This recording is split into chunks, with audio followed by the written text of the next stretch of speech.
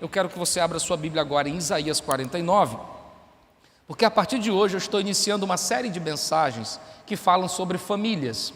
E eu vou começar, conforme o dia de hoje, falando sobre mães. Esse mesmo texto que nós vamos usar como base, nós pregaremos nos próximos domingos. No próximo domingo eu vou falar sobre pais, depois falarei sobre filhos, e durante todo o mês, deixa como estava ótimo, deixa como estava. E durante todo o mês de maio, eu estarei pregando nos domingos sobre família. Então vou te dar um conselho: traz teu pai, traz tua mãe, traz teu filho, porque eu vou estar pregando e orando sobre isso. E hoje eu quero ministrar especificamente sobre mães. Eu quero direcionar a minha palavra a isso. O texto que eu vou usar esse mês todo é o livro de Êxodo, mas como base, vamos para Isaías 49, versículo de número 15.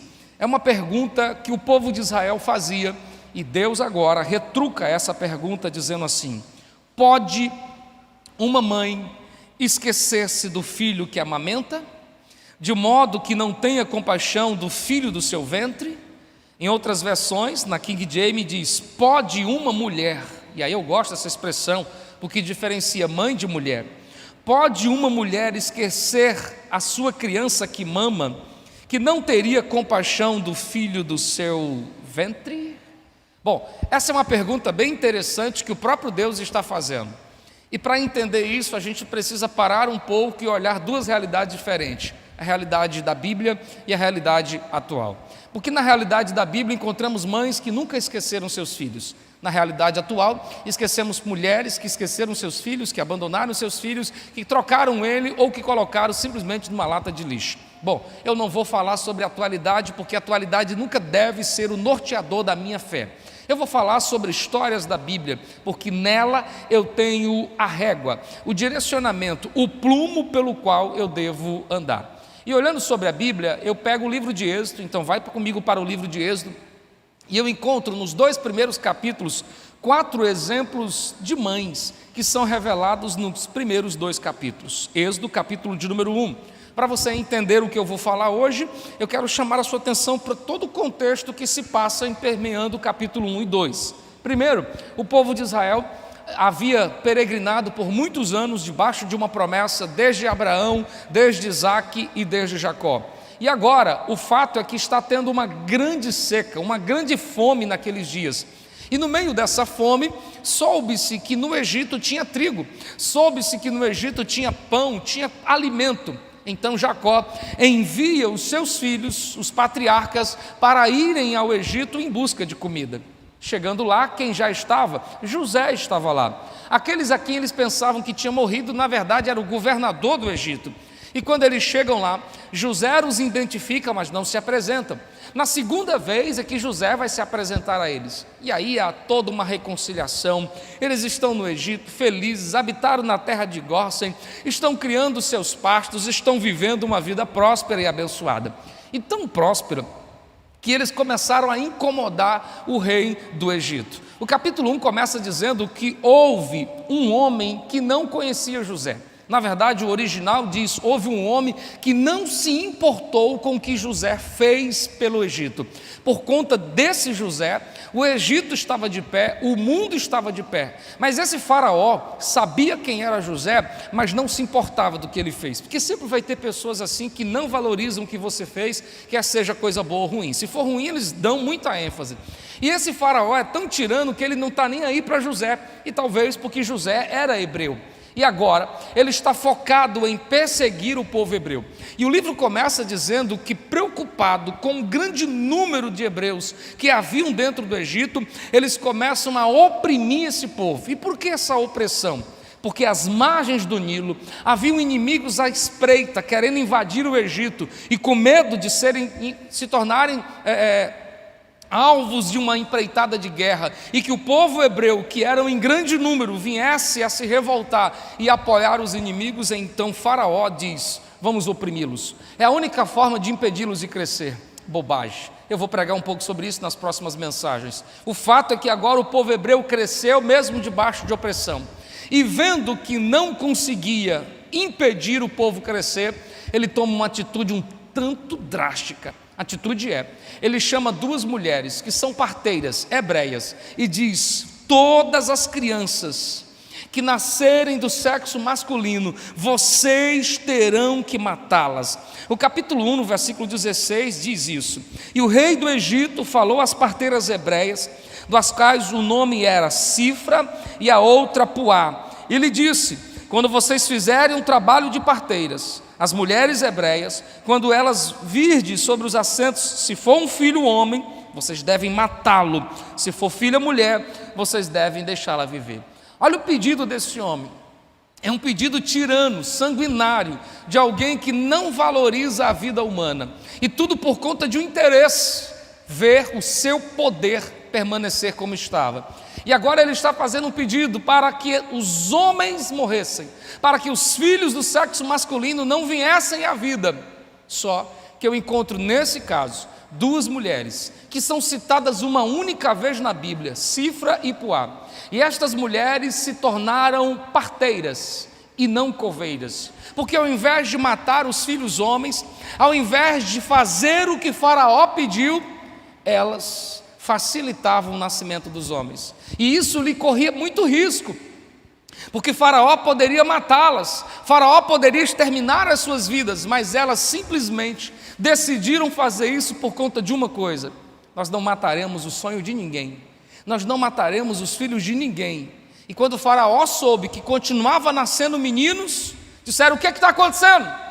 Por que vocês não fizeram o que eu pedi? Elas encontram uma desculpa e assim elas continuam exercendo um papel de mães que não matam filhos alheios. E o que eu quero dizer com isso? Que existe uma classe de mães que se alegram com os filhos dos outros, mas existe uma classe de mães que querem ser coveira dos filhos dos outros. Já encontrou aquela que não é feliz com o que tem e se aborrece com o filho dos outros? Ou aquela que quer o melhor só para o seu filho e para o outro o pior?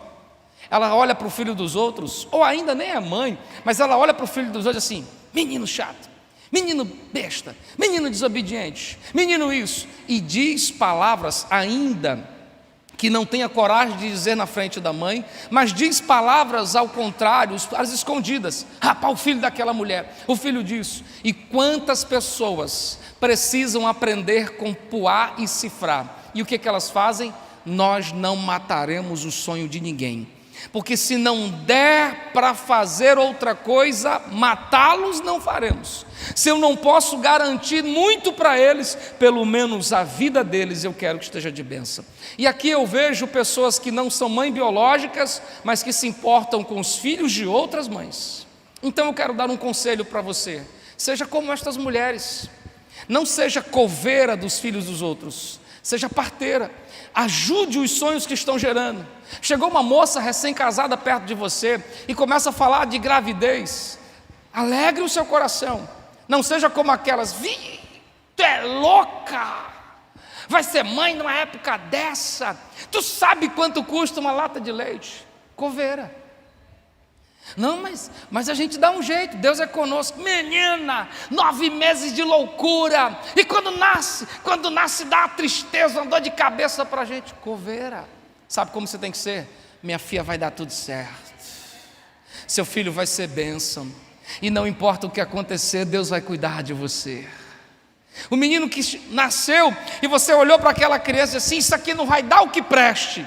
Não diga isso. Abençoe os filhos dos outros. Esse filho que está correndo na igreja, que não sossega, um dia vai correr atrás de alma.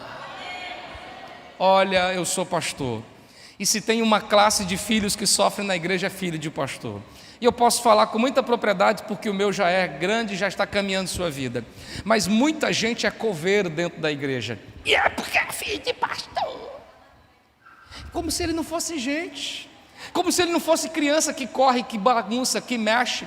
E isso empurra a criança para a morte, matando os sonhos. E eu quero te dar um conselho: seja como Cifra e Puá, gere sonhos, não mate os sonhos. Se você está diante de uma criança traquina, abençoe, libere palavra de bênção. De um menino que, como Gabriel, que passava debaixo das cadeiras, olha como é que está hoje, comportado. Olha aí, Nica da glória, Como Mateus, que quando vai dar a bênção apostólica já fica assim, ó, se preparando para correr. Daqui um dia vocês vão ver o Mateus tocando aqui na igreja.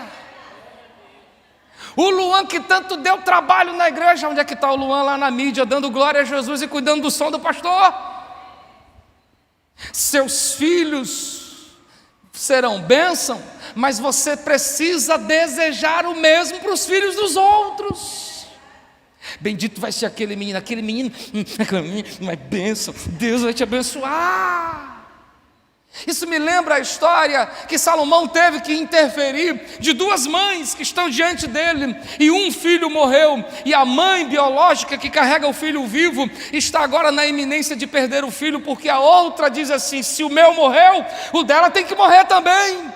E usa de astúcia, e se não fosse a sabedoria de Deus em Salomão para dizer: mate o menino e corte em duas bandas e dê para cada um, e a mãe coveira dizia assim: é mesmo, mate mesmo, porque nem eu nem ela. Mas a mãe parteira é aquela que diz assim: não, eu prefiro abrir mão, perder, para saber que ele vai continuar vivo. Não seja como esta mãe que quer ver a desgraça dos filhos dos outros.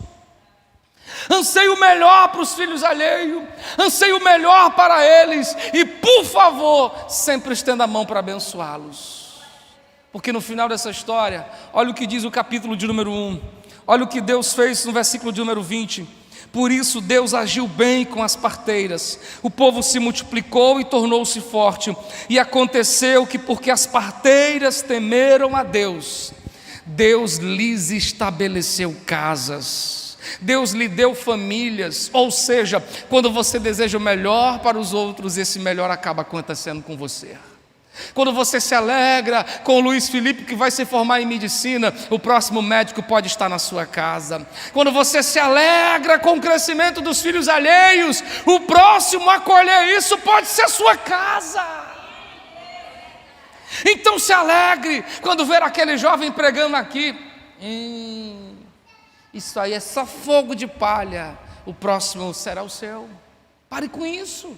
Sabe o que você tem que ver? Que bênção que aquele moço está pregando. Era todo assim, mas olha o que está acontecendo.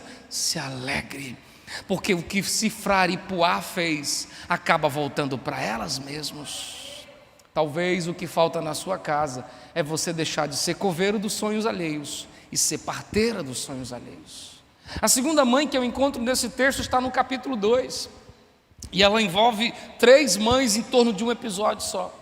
Por conta dos meninos homens que estão nascendo e que as parteiras não estavam matando, então agora Faraó chama os seus soldados e diz: todo filho homem que nascer, vivo vocês peguem pela perna e joguem no Nilo, porque eles perceberam que não dava para impedi-los de nascer, mas agora nós vamos impedi-los de continuar vivo, vamos matá-los. Pegue-os e lance dentro do Nilo, às margens do Nilo, onde serão devoradas pelos crocodilos. E é aqui que surge 3 episódios. A primeira delas, uma mulher da tribo de Levi que casa com outro moço da tribo de Levi. Eu estou falando de Joquebede e Anrão. E Joquebede agora está grávida, e sem saber o que seria, porque não dava para saber se era homem ou mulher, ela está vivendo uma tensão entre se alegrar com o sonho e a tensão do que dará depois desse sonho. E quando nasce, que as parteiras disse: é homem, ao invés de se alegrar, ela ficou tensa, porque ela sabia qual era o fim agora de quem nascesse do sexo masculino, seria jogado dentro do rio Nilo. E o capítulo 7 ajuda a entender isso, dizendo que ela não desprezou, não rejeitou o seu filho. E essa expressão me chama a atenção: uma mãe que não rejeita, uma mãe biológica que corre risco semelhante àquelas mães que facilitavam o sonho das outras. Porque se de um lado Sifrar e Puá facilitava sonhos, essa outra mulher tem um sonho, e junto com o sonho também o risco. E agora? E sabe o que diz o capítulo 2?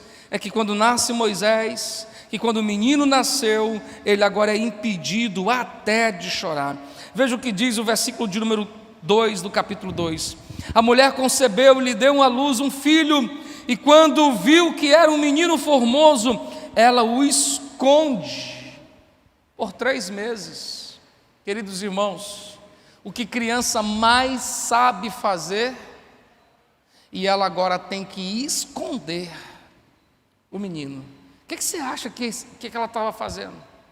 Nós não estamos falando de uma mãe que tem uma criança ali, nós estamos falando de uma cidade, de uma nação inteira que está procurando matar meninos. E numa casa que soubesse que tinha choro de criança, você acha que os soldados não iam entrar? Você acha que os soldados não iam lá? E agora, o que a criança mais sabia fazer, não podia.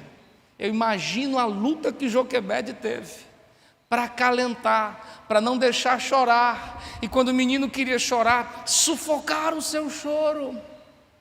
Sabe quem podia morrer nesse lugar? A própria mãe. E Joquebede, quando viu que não dava mais para escondê-lo, usa de sabedoria, e agora ela pega um cesto, betuma um cesto, parece que ela tem noção de embarcação, e ela começa a betumar e colocar piche. São coisas que se colocam num barco para não afundar. Isso fala de alguém que corre riscos e com prudência.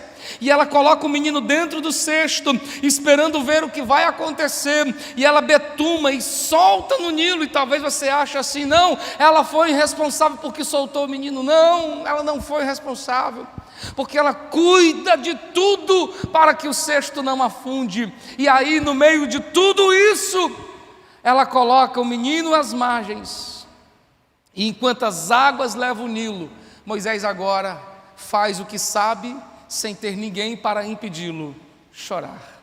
Que coisa, não? Quando tinha alguém para consolar, não podia chorar, e quando não tinha mais ninguém para consolar, aquilo que ele mais faz é chorar, sozinho, dentro do Nilo, às margens do Nilo, podendo ser devorado pelos crocodilos. Como é que você acha que ficou o coração da mãe? Mesmo que ela chamasse sua filha e dissesse: acompanhe, do lado de cá ela ficou numa tensão. E agora, meu sonho, meu filho. Foi tenso demais, moço. Mas sabe o que acontece?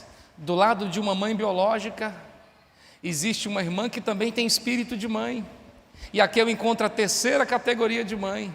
É Miriam, que é mais velha, que já é uma moça, e ela vai acompanhando, e ela acompanha para onde o cesto vai indo, e o cesto vai parar no dito lugar aonde a filha de Faraó está tomando banho. E quando a filha de Faraó ouve o choro do menino e se aproxima e vê, é um menino, antes de qualquer coisa, Miriam já se levanta e diz: e tem uma mulher que pode dar-lhe de mamar. Você sabe o que Miriam está fazendo? Correndo riscos também. Primeiro, porque ela está à margem do Nilo, onde tem crocodilo. O texto diz que havia caniços, era como se fossem canaviais. Então, no meio daqueles caniços haviam crocodilos, ela podia morrer. E você acha que a filha de Faraó vai tomar banho no Nilo sem ter um monte de segurança? Aquela menina enfrenta também riscos para ser uma irmã que é a mãe. E isso me lembra de outro fator. Quantos irmãos mais velhos não tiveram que cuidar dos seus irmãos como se fossem os pais deles? Pastor Marx teve 8 irmãos, e quando sua mãe faleceu, ele tomou para si o cuidar dos seus irmãos, e ele cuidou de todos até que todos casassem. Ainda hoje é como um pai para eles. Quantos irmãos não se tornaram pais, quantas irmãs não se tornaram mães por esse instinto? E essa mesma Miriam que corre riscos vai ter sua vida recompensada, porque mais tarde, em Números 11, quando ela fica leprosa, todo Israel não anda um passo para frente, porque Moisés diz: nós não sairemos daqui enquanto minha irmã não se recuperar. E sabe o que Moisés está fazendo? Ele está dizendo: quem não me deixou para trás não vai ficar. Quem nunca me deixou sozinho não vai ficar sozinho aqui no leproso. E aí eu quero me dirigir às mães que são irmãs mais velhas e estão cuidando dos seus irmãos como se fossem mães dele. O que você vai fazendo hoje vai ter retribuição amanhã. Porque hoje o pastor Marcos olha para os seus irmãos e vê todos eles casados, e ele recolhe para si o fruto da semente plantada nestas vidas. seus filhos, sua casa. Então Joquebede, Miriam agora está vendo no capítulo 11 de Números toda uma nação parada. Israel parou, Moisés parou, como alguém que estivesse dizendo: não posso deixar para trás quem um dia não me deixou para trás. Sabe, todo esforço que você está tendo hoje para cuidar dessa pessoa, trabalhando tudo arduamente, um dia haverá recompensa. Amém ou não amém? E no meio desse cenário surge a outra mãe, que é a filha de Faraó. Essa vai se tornar mãe adotiva. E quando ela vê o menino dentro do cesto, que ela diz: é um menino. E agora Miriam diz: e tem uma hebreia que pode dá-lo de mamar. Ela está nos dias de dar de mamar. Então ela pega e manda chamar. E eu imagino a carreira de Miriam correndo. A mãe está dentro de casa tensa, pensando a qualquer hora uma notícia. E quando Miriam entra por dentro da porta, eu imagino a carreira que ela entra, diz: mamãe! E talvez Joquebede dissesse: que foi que houve, minha filha? Moisés morreu do crocodilo. Disse: não, mamãe, a filha de Faraó está te chamando. E agora a tensão toma de conta do coração de Joquebede. A filha me chamou, o que vai acontecer? Ela vai me entregar, vai me matar. E quando ela chega lá, sabe o que a filha de Faraó diz? Leve ele para casa, crie como se fosse o seu filho, e está aqui um salário para você cuidar dele. Irmãos, eu nunca vi um negócio desse. A mãe ganhou um salário para cuidar do seu próprio filho. Que todas as mães ganhassem um salário, coisa boa, hein? A Márcia até achou graça. Seria bom demais. E você sabe o que isso diz? É que a Joquebede, que correu riscos, também foi recompensada.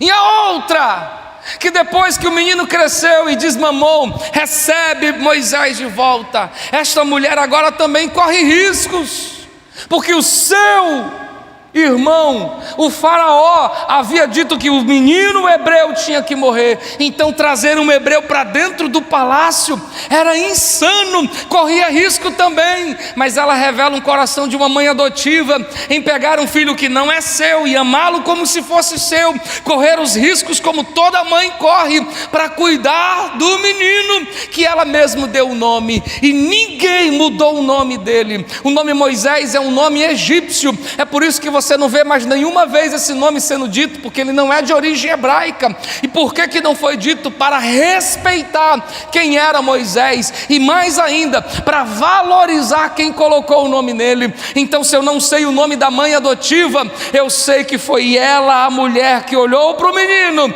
e disse: mesmo correndo risco, eu vou cuidar de você, e você será Moisés, porque das águas foram tirados. Então eu vejo 4 figuras de mãe: a adotiva, que tem o prazer de nomear o homem que se tornará o maior profeta de todos os tempos, abaixo somente de Jesus. A mãe irmã, que corre riscos e depois tem a recompensa em não ficar para trás, porque um dia não deixou seu irmão para trás. A mãe biológica, que cuidou, que correu riscos e depois viu ser paga, assalariada, para fazer aquilo que toda mãe com prazer faz de graça. E as mães parteiras, que não mataram os filhos alheios e viram suas casas se tornarem fortes. Queridas mães, qual é a sua categoria? Adotiva ou biológica? É mãe do mesmo jeito. Irmã mais velha ou alguém do lado de fora de casa, você pode ser mãe do mesmo jeito. Então eu quero me direcionar especificamente para vocês, mulheres. Se você é solteira, não casou ainda, comece abençoando os filhos dos outros. Faça o sonho que nasceu no coração de uma mãe dar certo, porque quem vai colher o fruto disso é você. E quando você casar e for mãe, cuide do seu filho, mesmo correndo os riscos que isso implica, porque mais cedo ou mais tarde você contará as coisas que te acontecerão. E se você é mãe biológica ou mãe adotiva, que toma para o seu coração um filho que não é seu, tenha certeza, nada apaga o que você fez por essa criança. Nada, pode falarem do que falar, nada apaga a história que você se importou com essa criança. Não importa em que categoria de mãe você está, uma coisa é certa: os riscos virão e as recompensas também. Então, senhoras mamães, o Senhor recompensará vocês. Estejam cientes dos riscos, dos obstáculos, dos crocodilos, das cestas, das críticas e do monte de coisa. No final, você vai olhar e dizer: valeu a pena. Porque é isso que eu e minha esposa dizemos hoje: valeu a pena. É isso que minha mãe diz hoje: valeu a pena. Uma menina imatura que sai de casa, se envolve no relacionamento, geram filhos, na sua imaturidade se divorcia, vem outra criança, e tantos erros, e uma das frases dela diz assim: dos muitos erros, a coisa mais acertada que eu fiz foi ser mãe de vocês. E Deus presenteia a minha mãe, e dos seus filhos, nenhum deles se tornaram prostitutos, alcoólatras, drogados, dependentes químicos.